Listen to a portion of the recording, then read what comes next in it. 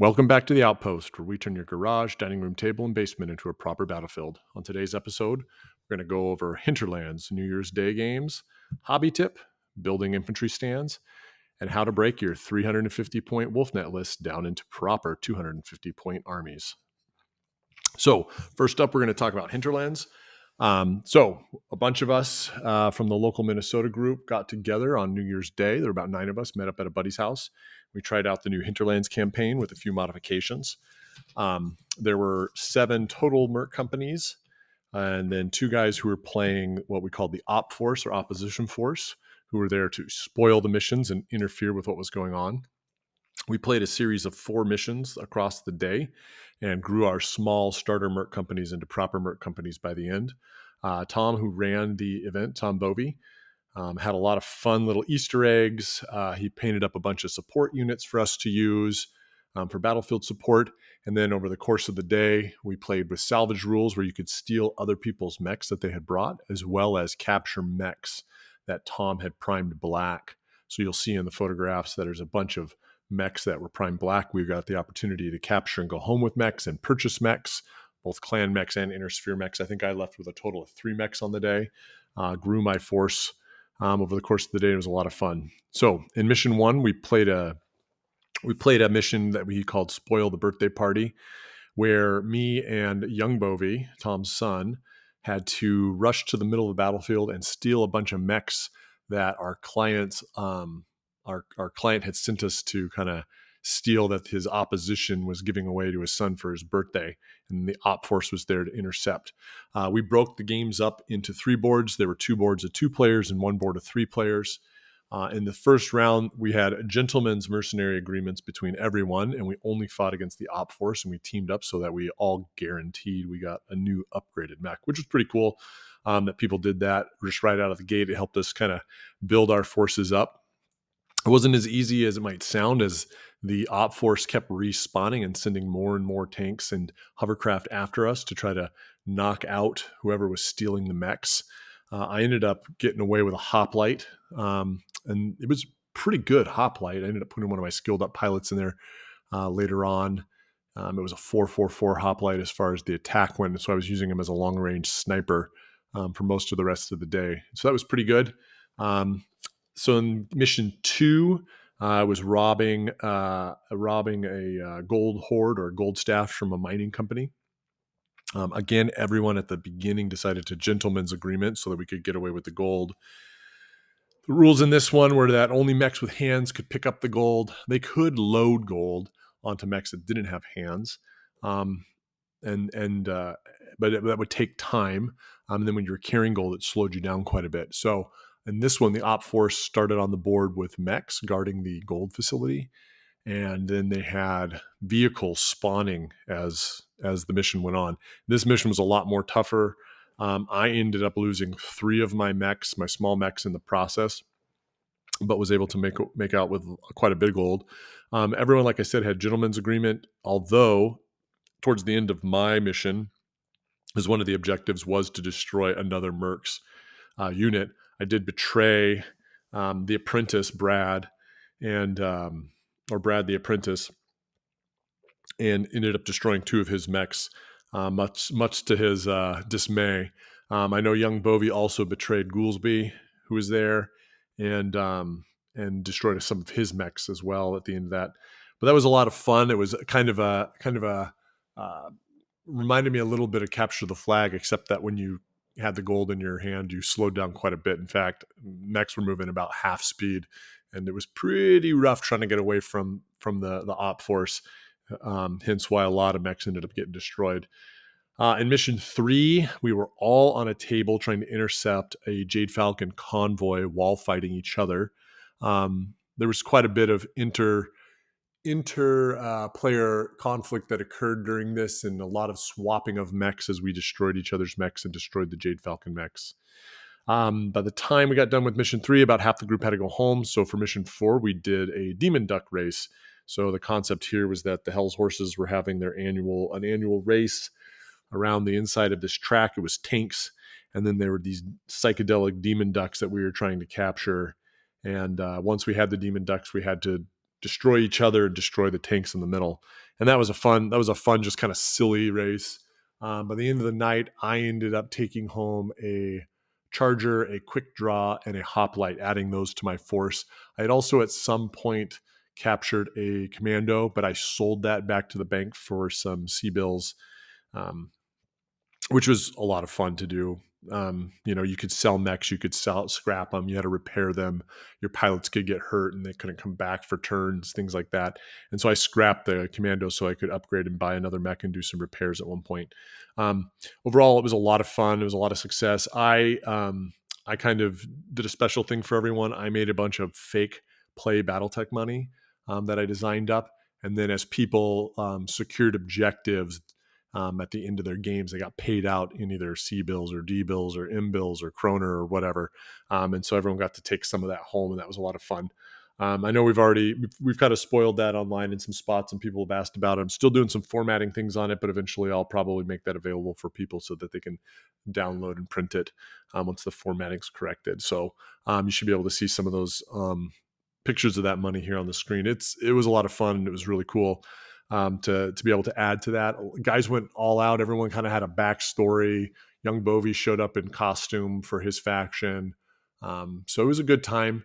One of the things that's cool about the Hinterlands is you can save your Merc company and go play other people's Merc companies, and based on their reputation, it determines how much you can bring to the battlefield to kind of balance games out. And so you don't just have to play with the same group over and over again. You can go play against other people, play with your kids at home, play at your club night, things like that. I know Bovey's talked about possibly running a little Hinterlands action at some of the conventions or events coming up, and I think that'd be a lot of fun. I look forward to getting together with our group of people here locally and playing some more Hinterland games. I already got plans to kind of flush out more lore and name some new pilots and things like that. So, doing narrative stuff can be a lot of fun. I really encourage folks to do that. If you get the opportunity, kind of can take the edge and the pressure off of competitive wargaming. You can do some other creative things like we made the money doing the Demon Duck stuff. It gives you some other opportunities to play in universe and kind of goof off. It gives you kind of a different challenge as well. Like the missions were totally different than the normal 350 missions we run, and that ended up being a lot of fun. I'm going to take a quick break, and then when we come back, I've got some hobby tips on basing infantry and just modeling wise, some ideas that I have that I'd like to share with everyone. And then after that, we're going to break down that 350 list, that Comstar 350 list, or Word of Blake 350 list that I did in episode 1. So if you haven't listened to episode 1, go back and do that so you can see what that original 350 was. And then at the second half of this episode, we're going to break that down into 250 lists for each one of the Wolfnet 350 missions. I want to do a quick hobby tip on basing and using infantry or modeling infantry for your Battletech armies. There's obviously 2 options that you can go when it comes to our basing, and at least in scale wise. The first is to go with the larger size Ironwind metal models that are 10 millimeters or about 10 millimeters in size. The other is to go with the 6 millimeter infantry. Personally, I don't like to mix the two in any given army or collection. I just think it looks weird, but there are some advantages and disadvantages of both. So I'd like to kind of go over those now. First, if you buy the Ironwind medals, they have lots of choices. You can go with different heavy infantry, jump infantry, spec ops troops. There's some Word of Blake Tau troops and VTOL troops.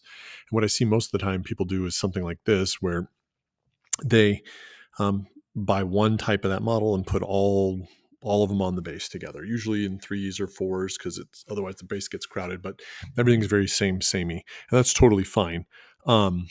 Another option that you can do is there's a couple different PAL suits. Those are the kind of the light power armor suits that you can purchase. There's the Tornado, the Aerial, and the Nighthawk. I think those work perfectly fine to represent heavy infantry or infantry that are in space suits or environmental suits. If you don't want them to have that light power armor look, you could cut off the kind of those back bat wings that they have on there that's kind of stick up. But I routinely will use these as regular infantry instead of as the light power armor infantry, which I think is another good option to introduce variety into your collection. Next is to mix and match. So these troops here are all Iron Wind Metal troops, but I've gone ahead and I've mixed heavy infantry, jump infantry, heavy jump infantry, um, some of the Tau troops, things like that, onto the bases. And I really like this as an option, especially if you're playing in a format that only allows for officially licensed products to be played. It really helps the base have more character than just having all of the same kind. The other thing you can do is you can use those combination of troops to distinguish between troop types, whether they have lasers or machine guns or SRM launchers or things like that. The other thing you can do is you can see in the one pictures I've added the flame effect using clump foliage. That's super glued to a little piece of wire to make flame infantry using the some of the Word of Blake Tau infantry. I think that helps them stand out and distinguishes them as flamethrower infantry doing heat damage. I think it's a really good option. But having that blend on the base just helps the infantry have more character, I think, which I really like. Now, if you are playing in a format or with friends and having officially licensed models is not an option, I find my favorite miniatures to use in that kind of 8 to 10 millimeter scale are from Drop Zone Commander.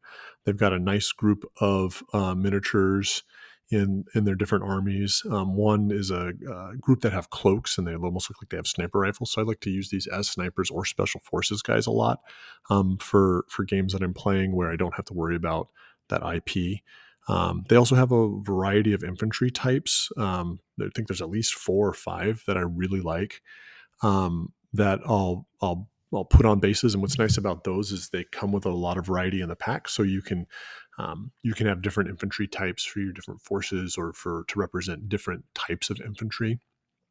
Um, they they look really good. They scale well They paint up very, very good as well. You can get them in both metal and then also you can get some in resin, I believe. But those are a really good option. Um, you can also do some of those like flamethrower effects and just put those fire balls coming out at the end on some of those models, which I really like. The kind of the third option is to mix and match. This is like the most variety you can get. You can mix and match both the Iron Wind metals, 8 to 10 millimeter figures, and something like the Drop Zone Commander 8 to 10 millimeter figures on bases, and that gives you like maximum variety. And this is actually my favorite thing to do, is just kind of blend it all together so my stands have all sorts of character across the board. There's also some hover options with those Drop Zone Commanders figures, which pair well and can give some variety if you're using hover infantry um, from Iron Wind medals, especially since they have the one hovercraft that the guy basically has a hockey mask and a mohawk, and it's cool, but I don't think it fits quite right for all factions and all forces. And so there's some that you can get from Drop Zone Commander range that is also really good. They have some motorized stuff too, which kind of can mix and match with some of the Iron Wind stuff, although some of that Iron Wind um, hover infantry and wheeled and tracked infantry is on the smaller end as far as scales. And so that's a really good option. When you get into the 6 millimeter stuff, of course, Iron Wind Metals has several sets that you can use. They look really good. One of the advantages that I like about 6 millimeter is that you can do other things on the base, like adding small 6 millimeter trucks and half tracks and hover vehicles. So you can really distinguish between those infantry types. So you've got the options for Iron Wind Metals. But you also have like GHQ, which does historicals that you can mix and match in there. So here's a couple of examples where you can see that I've made motorized infantry just using a light utility truck, combat truck. I've also made regular infantry bases, and then I use some man-packed squad operated anti-aircraft missile launchers to represent LRMs or SRMs. So you can kind of distinguish them and set them apart from the rest of the army, which is really nice. And then the last option is, or not necessarily the last option, but there's also 3D printed forces available. So here's some jump infantry that I made using some 3D prints that I found on Etsy that a guy did for me that I really like. There's another company I wanted to highlight called Micro Worlds Games. I don't have a lot of stuff from them. What I do have is Beast Rider Infantry. So here's some guys riding what look like to be Velociraptors, but they have a whole line of 6mm sci-fi figures that would be completely appropriate and would fit in well and probably mix well scale-wise with even Ironwood metal stuff. So just because there's limited options for infantry doesn't mean the stands have to be bland. There's definitely things you can do to mix it up. There's plenty of other companies out there that sell 6 and 10mm, both historical and sci-fi figures. So if you're playing in a format that isn't requiring officially licensed figures, then there's lots of options out there. But if you are playing in a format that does, I'd really encourage you to kind of mix things up on those bases so that they kind of are distinguished and kind of have a little more character. It makes the infantry a lot more fun to paint and have in your army when it looks like the squad is not just carbon copy doing all the same thing. All right, I'm going to take a quick break, and when I come back, we'll break down that 350 list into 250 lists for the 8 separate missions for Wolfnet. Okay, so as you can see here, this is the spreadsheet that I use um, for taking my 350, kind of averaging things out and seeing what my totals is and evaluating everything side by side. So in the first column, I usually put the name, then I put the TMN, their skill, their move, armor structure. You'll see at the bottom armor and structure, I also put total HP, how big they are, so their size, short, medium, and long range, the number of points they cost, any special rules that I think are relevant for Alpha Strike and for list building, and then I have a usage column. So I list all the units out. I then use a formula to find the averages, which is just a sum of the columns divided by the total units. So the total units in this list, you'll see I've listed up here is 13. I also put down that it's what the point limit is and the faction and the era. The point limit is 350. And that way, when I add this up, I can do a quick look down here at my total and just verify that my points are right and then I haven't screwed up at least the points. Right. But I see I have 13 units. So I'm going to put a formula in here that tallies this up and then divides it by 13 so I know what the average is. The averages might seem weird, but I kind of like them. It kind of gives me a general idea as to how the overall list is performing. You know, it's like, well, I do have stuff that is TMM4 and TMM3 and TMM2 and ones and zeros. But if I was to average everything out about how much TMN is there in the list, then I can see here that there's 2.14, so on and so on for everything. So what's my average across everything? Then I also want to know, and I want to look at what the totals are. So how much total TMM is across the list, total points of movement is across the list, total amount of size I can potentially throw around, and then what my damage outputs are, short, medium, long, etc. And then again, specials. Now, there's a note I have here on armor structure. I like to look at what the difference is. So you can see here that I have more structure than I have armor. That's neither here nor there. It doesn't necessarily mean it's bad or good. It's just the way things are, especially when you're running things like infantry and some of the lighter vehicles. I have this Hermes in here, but it lets me know, like, you might have a list that is going to take some more crits just because it's more heavy on the structure side than on the armor side. And maybe that prompts you to look at the list more closely and make rearrangements, or maybe you're fine with it. I personally am fine with this. I want to look at, and then but what then I do is I do a formula that adds up both of these squares or both of these cells so I know what my total HP is. And then I have usage over here. And the one thing I like to do once I build my sub lists is count up the number of times that a unit is going to be used in there. And then I'll go and highlight and say, well, what's going on with this Mercury? It's only being used once. This infantry here is only being used once. This refit's only being used twice. This Ospel is only going to be used 4 times. And if I start finding gaps in my points, these are the units that I've identified as potential units to drop or change or move the points with, move the skill with, whatever that is, to try to make points work. Or maybe if I have a weakness in a list and these are the units I could potentially look at. Now I know I've already looked at these lists and I've got them pretty solid. And I've made notes in there where I potentially want to make those changes or I'm considering something different. And some of it's, swapping them out for another unit in the list. Some of them are potential drop candidates. But I know, like, for example, this infantry unit, it only shows up once. And the reason it only shows up once is because I'm only going to use it one time in capture the flag. I'm not going to use 2 infantry in any other scenario other than that. You'll also notice when you look through here from my previous list, when I started doing my 250s, I made some changes. So, for example, I decided that I wanted to add another form of transportation and get a second infantry in there for capture the flag. So I swapped out one of the Drillsons for a Maxim, and then I added this extra infantry. I also was I was having a hard time getting the points to work, so I ended up taking that skill 2 partisan LRM carrier, taking it to skill 3 to get, and then that dropped it from 42 to 36 points, and then I added this extra infantry. So it allowed me to move some stuff around just a little bit.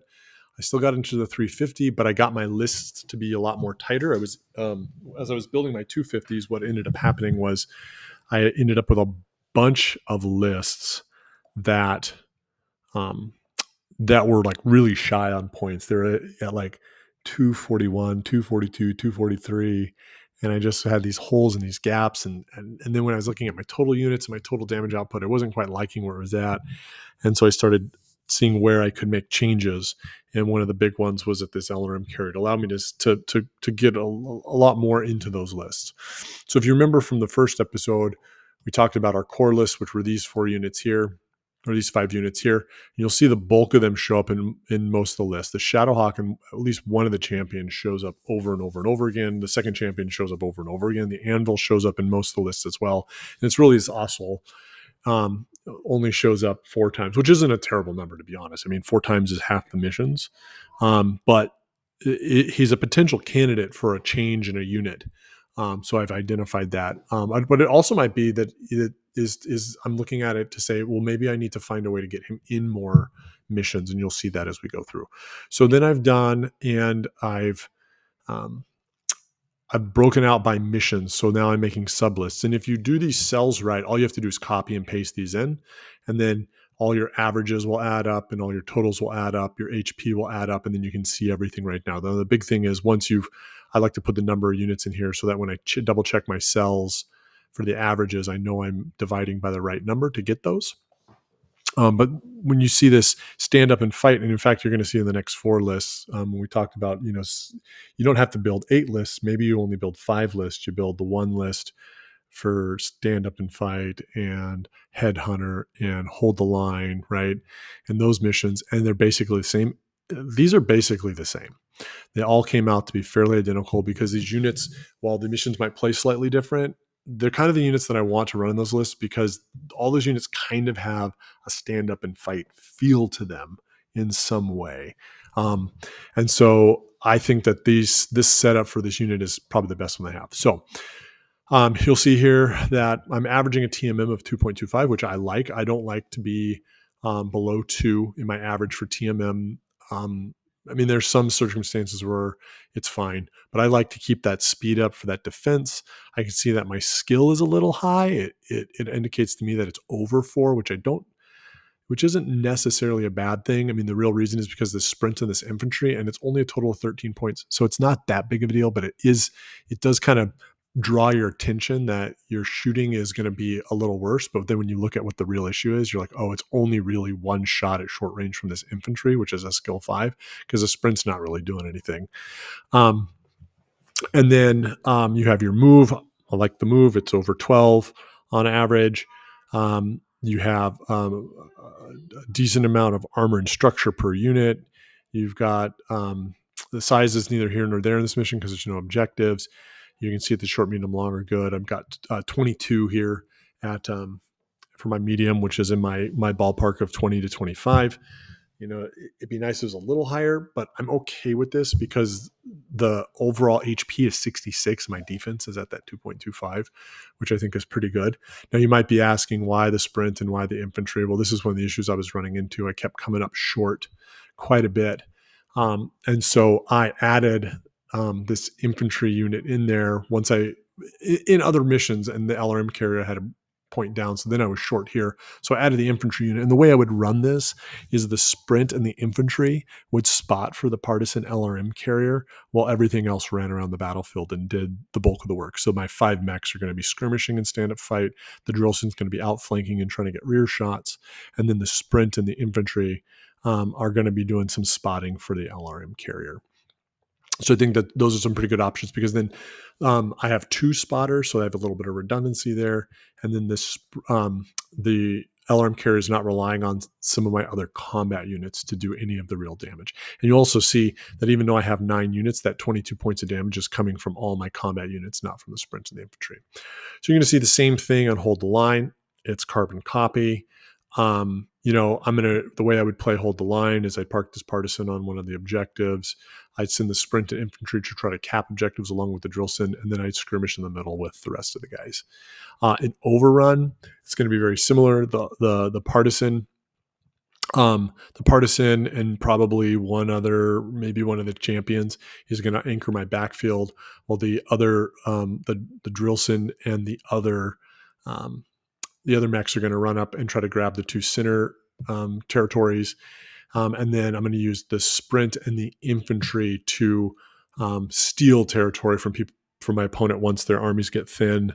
If they make any maneuvering mistakes, where I can go jump on their backfield or jump in one of the 2 center territories to try to grab those. So, and the sprint allows me to drop an infantry and just kind of hide him in a spot.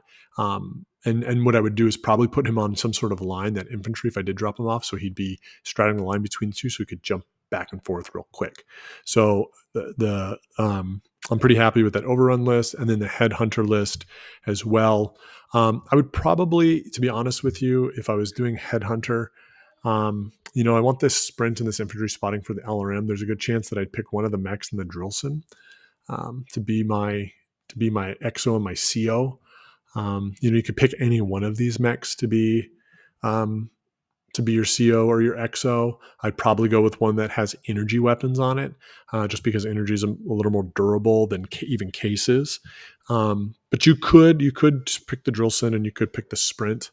I think those would be good options too, because a sprint can just hide the whole time, and he has the maneuverability to get out of dodge, and the drillson also has the speed to maneuver and get away. You would have to be careful because they don't have a lot of hit points. So we come to the first of the other 4 missions, the first one being Dominations. This is my favorite mission. You'll see here that I've made a note on the Hermes that maybe I could put the Mercury into here. Now, the trade-off is going to be that Mercury is only speed 20, whereas the Hermes is 22. In something like Domination, where maneuverability and mobility is really key to like capping objectives, you want to really think about how far you can move. I've got the Maxim and Drillson in here, 18 points and 16 points of movement, which is pretty fast, but it is slower than the 20 or the 22. So by going with the Mercury, I'd be dropping my speed a little more. I did include the sprint in here. He can go run on an objective and land on it fairly quickly. And so what I'd probably do here is I'd swap this out. I already have ECM in the list, so I'm not too worried about that. I'd probably go ahead and actually put the Mercury in here. And the reason is that I still have one more point to spare, but it's going to get me a second shot here at short range. And that's going to be a tactical advantage. The other thing is the Mercury is 2-2 for armor and structure, and the Hermes is 1-3. And that might not seem like a big deal. It's still 4 hit points, but having that extra point of armor up front is just one less potential for a crit that you're going to take. And I think it probably would be worth the trade to drop the Hermes and swap it out for the Mercury at this point. So that's probably something I would look at doing. But I've made a note because it's something to remind me to take a look at and check out. Now for Capture the Flag, you'll notice that this list, if you're looking at my totals at the bottom, it is does the least damage, but it's still pretty good, 20. I was actually shocked when I plugged all the numbers in that I was still up at 20. Usually when I build my Capture the Flag list, they come in at like 17, 18, 19. And I have no problem running 17, 18, 19 damage for Capture the Flag because, in my opinion, it's all about speed and quality of shots for your sniper units. And so in this list, you'll see that I have that 20. The other thing, though, because I'm so fast, you see I'm kind of vulnerable. I'm below that 60. I'm at 57, which is a little bit of a concern. The other thing is I came up 8 points short.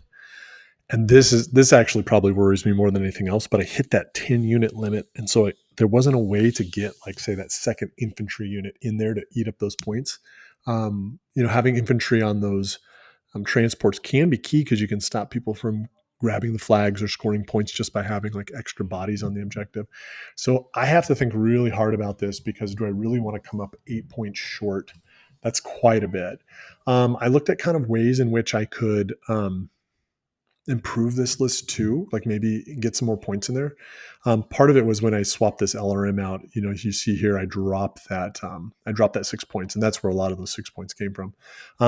But I could potentially put the Austral in here where the partisan refit is. Then that would give me more mid-board skirmishing, just because of the maneuverability. Although I really like the sniping ability and having the extra flak. The other thing is knowing that this is 20. I know people like to take a lot of fast stuff. I also considered putting a champion in here. Could I get a champion in here where the Shadowhawk is, the second champion? I know I would drop a short and medium range attack, but I'd pick up another flak. So I'd have 3 flak units if someone did decide to bring a lot of VTOLs. So these would be things I would want to consider and chew on and figure out what I'm comfortable. Honestly, I'd probably leave the list how it is, and I'd run it. I'd try to play test it to see how it does, and if it did well, I'd be fine with it. Otherwise, I'd look at potentially swapping things out or trying to sneak some more points in there some way or another. You'd also want to look at, like, maybe is there a way to move maybe the Mercury or the Hermes around or things like that to chew up those points. But ultimately, I like having Drillsome, Maxim, Hermes, Mercury, Sprint. I mean, that's a lot of speed. You got 3 units that are over 20, so they're going to be jumping on objectives right away. You've got some big, heavier hovercraft here in the Drillsome and Maxim that have some staying power, plus that high TMM, plus some good short range damage.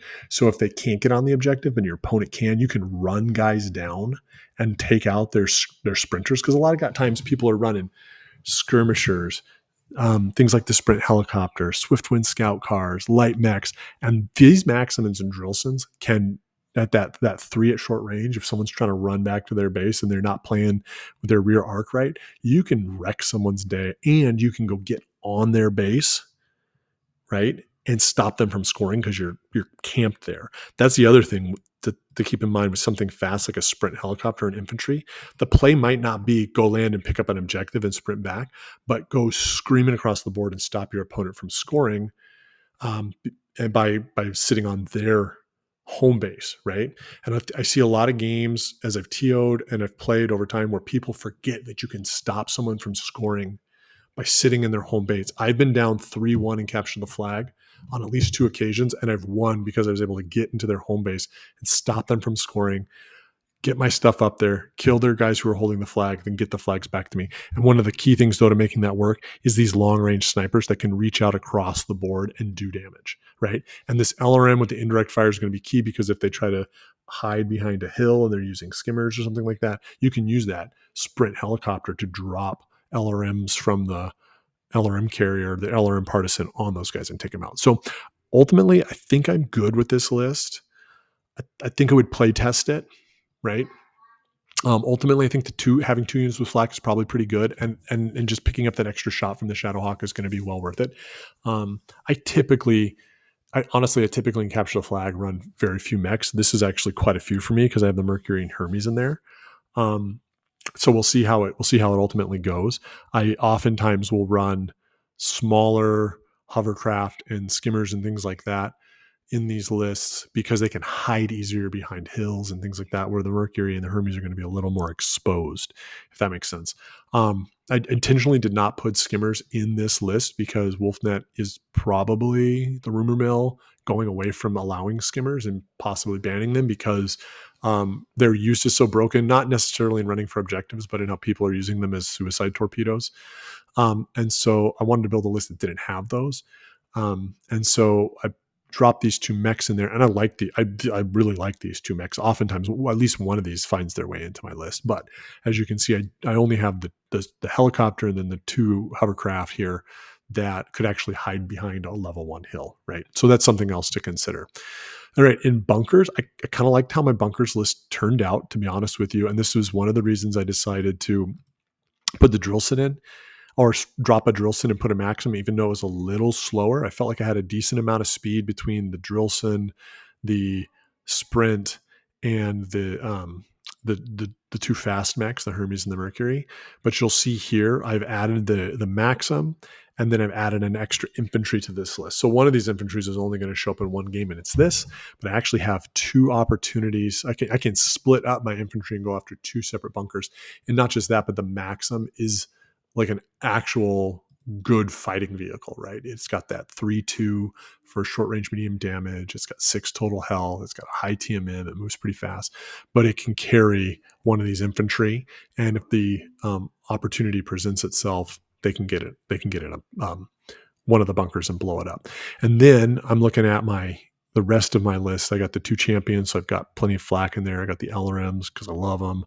I put the Ostel in there, and I put the Shadowhawk in there. Now, to be honest with you, now that I'm looking at this Ostel is only 33 points, and I see I have 2 more points to spend. So maybe I want to put the Anvil in here instead. So I'm going to just highlight that real quick. And honestly, I probably would put the Anvil in there because let's go double check the Anvil because he's 5-5 with the 3-3. But he is ECM. That's right. So he's got the ECM. So honestly, I'm going to probably end up playing the Ostel one fewer time, and I'd probably drop that Anvil in there just to pick up the ECM. I may have made a mistake there. I'm probably going to swap out that Anvil and put him in there. Let's go see if we can do this right now. So here's the Anvil. I'm going to copy that. And you're going to see I'm going to come down here on the Ostel. I'm going to hit paste, and it automatically updates everything because I got the cells formatted, and I've added ECM to my list. So, as you're building your list, that's a good example right there of, you put a list, you put a unit in there, and then you realize your points are shy, and you realize, oh, one of my goals of having this list is to have at least one ECM in every list. And look, now I'm able to put that Anvil in there and get that ECM into the list, right? So that's pretty good. A little on the low side as far as medium range shots, but it is bunkers, so you are having to pay that infantry tax, and you're going to expect that most of your opponents are also going to be paying an infantry transport tax, and so it's probably decent enough. You're really, to win this game with this list, your goal is going to be to get inside those bunkers, and you're going to want to be cagey. You don't want to throw your stuff away. You're going to want to really duel and fight and shoot it out, and knock guys down really quickly. So that they don't have enough troops to cover all 3 bunkers, and then use your sprint or your Drillson to move your troops in there, and or not your Drillson, your Maxim or your sprint to move your troops in there to blow those bunkers up. So I'm pretty happy with how this one turned out. It'd be nice for this damage to be maybe a 22 or 23, but it's within expectation. My HP is good. It's at 63 points of damage, which I think is a good number there. It's a little on the slow side, but that's because I got the Partisan. And I've got the 2 infantry, which are dragging that down. The infantry is really not going to be at TMM 0 most of the game. They're going to be in here inside the Maxim sprint. So even though that looks smaller, it's going to be, I think it's fine. The short range damage, which there's a lot of short range fighting, can happen in bunkers because you're fighting over those specific objectives up close. Is going to be 25. So I think that's also really, really good. It's a good number there. And so I think I've got a quality list that I'd be willing to play test and see how it runs. I got 2 flak. A lot of guys are going to be running helicopters, trying to ferry troops. They use VTOLs to try to ferry troops into those bunkers. And so having 2 flak in there is going to be really key. So, and then if someone does bring C3, I've swapped out that Ostel for the Anvil. So I think that's going to be good. So the last one is King of the Hill.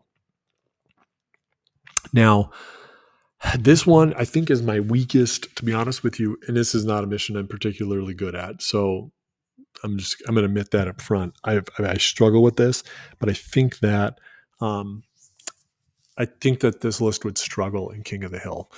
Now, I was happy to find out I had accidentally put that the Anvil, the champions were size 2, and so this looked even worse with the total being 7. Only 17 points that I could put on the objective in the middle, and it's even worse than that because this Partisan will never get to the middle with how you would use it.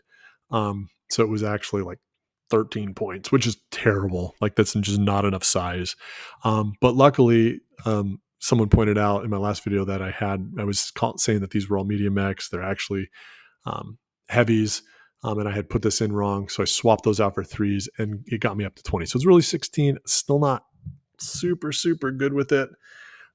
It's still bugging me a little bit. Like I don't know, like it's not sitting well with me, but I don't really know what else to do. The tools just aren't there. I'd have to kind of rework the list. So I'd probably play this, see how it went, play my other ones, and see if I'm willing to just roll the dice. Roll the dice on this mission not coming up. And if it did come up, know that it's one of my army's weaker missions. It has good HP. It's got good medium range damage.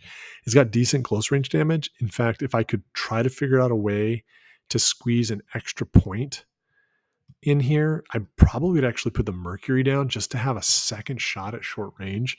I'd have to either drop the LRM carrier and put the Austral in, or swap one of these champions out for an Austral to pick up that point.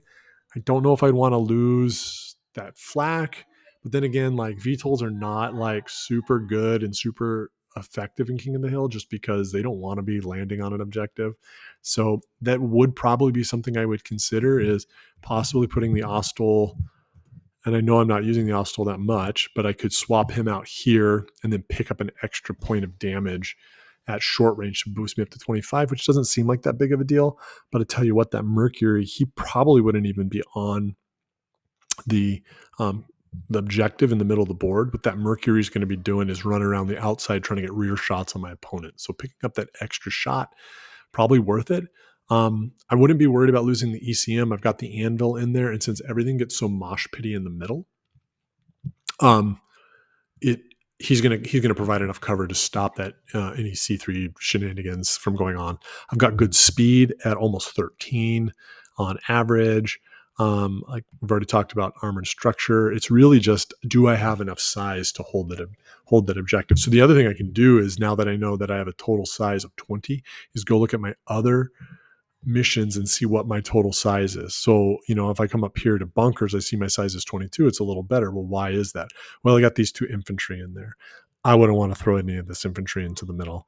I wouldn't want to throw the sprint in here. So, and then I also have that LRM carrier. So that's not going to be an option.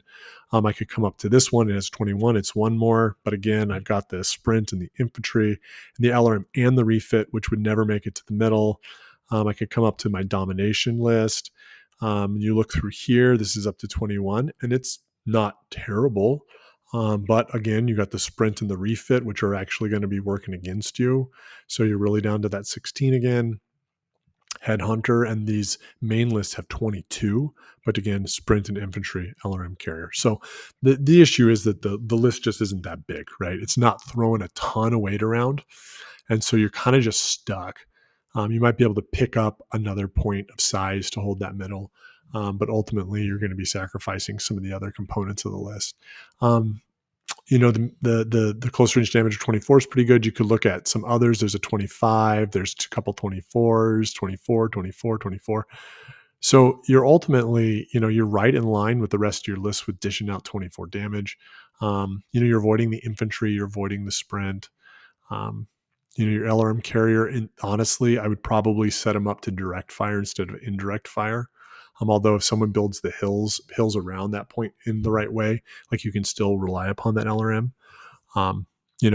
If you wanted to have more points on that middle objective, you'd swap this LRM carrier out for like the Austral and try to get, another 2 or 3 points from the Austral of weight into the middle. You'd actually pick up, you'd have 19 potential points that you could put on the middle if you did that. But you would be sacrificing that 4 damage and indirect fire or long range damage, which can be, maybe that's what you want to do. Maybe I'm too addicted to LRMs and their indirect fire, to not play this mission quite right. I know, like I said, I do struggle with it, but that could be the option. That could be the play. You'd have to play test it and see how it does versus your meta and the people in your group. I know the guys who are really good at this in our group are very good at getting mechs that can move with a decent amount of weight onto the middle fairly quickly. You do have the Maxim and the Drillson. They can run up there, get on the middle, and outcompete smaller hovercraft turn 1. And they have some of the staying power too. So I think that's pretty good. Other than that, I mean, this is pretty straightforward. Like I said, you build your cells, you add it all up, you look through it, you make your notes, and you start swapping stuff out. I'm in between the last episode and this one, I put a Maxim into the list, and and picked up an infantry as well, and took my LRM carrier down to 3. And then we've while we're reviewing this, I've swapped a unit out, and I'll probably look at play testing and potentially swapping other units out. The other thing that this doing this really does, and it's really super helpful, is that when you go to play your games in a tournament setting, you're ready to go, right? You show up at the table. You're not sitting there of the 10 minutes of prep time for deploying units and deploying train, trying to do math real quick to figure out what 250 you're going to put into it. You just grab your list and go, and then you can get started on time, and you're not in a position where you're I don't want to say slow playing, but starting late because you're trying to add another thing to do. And it's really good. It's really helpful to have that ready to go with your opponent so that you can get the game started right away. And then if you're showing up for a casual game, it's good to just be like, all right, I'm here. Here's my 350. What mission do we want to play? All right, I got my 5 lists or my 6 lists or my 8 lists. I'm going to grab one and we're going to throw it on the table and get going right away. And we're not going to waste time. So I hope you guys find this helpful. If there's other things that you value or you look at or you think that should be considered, drop a comment below. Tell me what you think is valuable. I know like locally, a lot of guys really lean on, they want to see like the bulk of their units being damage 4 and 5 at medium range. They sacrifice mobility when they do that, but they certainly can find success. Some people, they like to focus on fast max. I've certainly built lists in both in both camps. I've built really heavy lists that have done well. I've built fast lists that have done well. I've done C3 lists that have done well. I'd love to try out a VTOL heavy list. And so, I'm looking at some different things for some other lists coming up for some other events. And so what are the things that you value?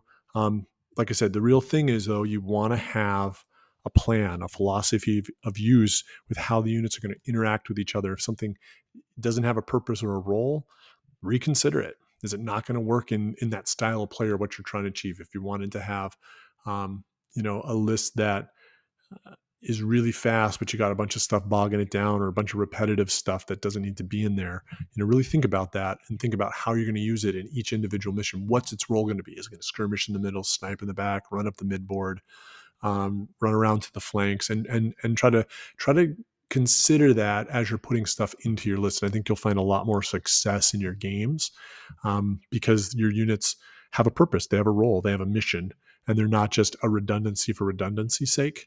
Like this list is very heavy on skirmishing in the middle. I want to have 4 or 5 options in your face in the middle that are all the same, so you can't make a choice as to what's the most important thing to kill. Right.